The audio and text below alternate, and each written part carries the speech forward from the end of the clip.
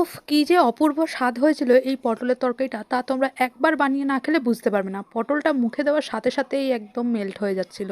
পটলের যদি এরকম একটা রেসিপি থাকে তাহলে কিন্তু আর কোনো তরকারি লাগবে না, যেরকমটা আমাদের বাড়িতে আজকে হয়েছে। আমি শুধু পটলের এই রেসিপিটাই করেছি, আর কিছু করিনি। তাহলে চলো রেসিপিটা শুরু করা যাক। আর রেসিপিটা যদি ভালো লাগে অবশ্যই একটা লাইক, কমেন্ট, শেয়ার আর সাবস্ক্রাইব করে দিও। প্রথমেই দেখো, এখানে বড় বড় সাইজের আমরা 5খানা পটল নিয়ে নিয়েছি। এবারে পটলের খোসাটাকে খুব আলতোভাবে ছাড়িয়ে নেবো, যেরকমটা তোমরা ভিডিওতে দেখতে। এবারে পটলটাকে ধুয়ে নিয়ে পটলের মুখটাকে একটু বড় করে কেটে নিয়ে একটা চামচের সাহায্যে পটলের ভিতরের বীজগুলোকে স্কুপ করে নেব।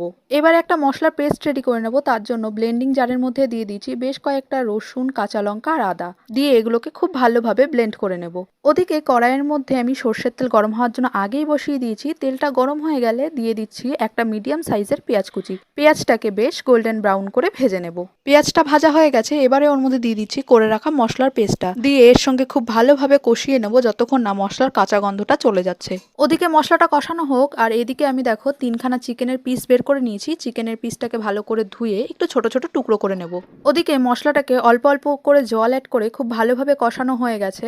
এবারে ওর মধ্যে দিয়ে দেব জিরে গুঁড়ো, ধনের গুঁড়ো, লঙ্কা গুঁড়ো, হলুদ গুঁড়ো দিয়ে আবারও মশলাটাকে বেশ ভালোভাবে কষিয়ে নেব যতক্ষণ না পর্যন্ত তেল ভাবটা ছেড়ে আসে। দেখো মশলা থেকে আমাদের তেলটা ছেড়ে গেছে, তার মানে মশলাটা খুব ভালোভাবে কষানো হয়ে গেছে। এবারে এই মশলা থেকেই বেশ কিছুটা মশলা আমরা একটা আলাদা প্লেটের মধ্যে তুলে রাখলাম। ওদিকে কড়াইয়ের মধ্যে যে মশলাটা ছিল ওই মশলার মধ্যে অল্প একটু জল দিয়ে মিশিয়ে নিয়ে দিয়ে দিচ্ছি ছোট ছোট করে কেটে রাখা চিকেনগুলোকে, সাথে দিয়ে দেবো স্বাদ মতো নুন।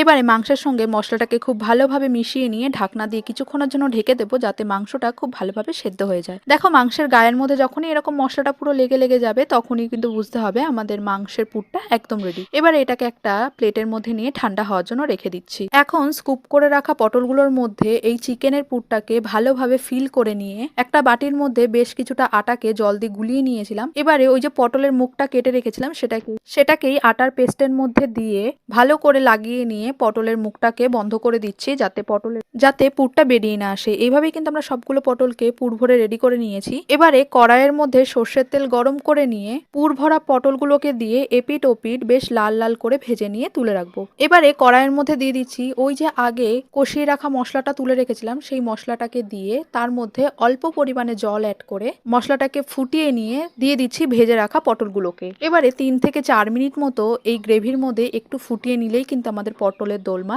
একদম রেডি হয়ে যাবে। তোমরা কিন্তু চাইলে এই গ্রেভিটার মধ্যে ফোটাতেও পারো, আবার ওই যে ভেজে তুলে রাখলাম পটলটা সেটা দিয়েও ভাতটা খেয়ে নিতে পারো। ব্যাস, আমাদের পটলের দোলমা কিন্তু একদম রেডি। গরম গরম ভাতের সঙ্গে এটা খেতে কিন্তু দুর্দান্ত লাগছিল।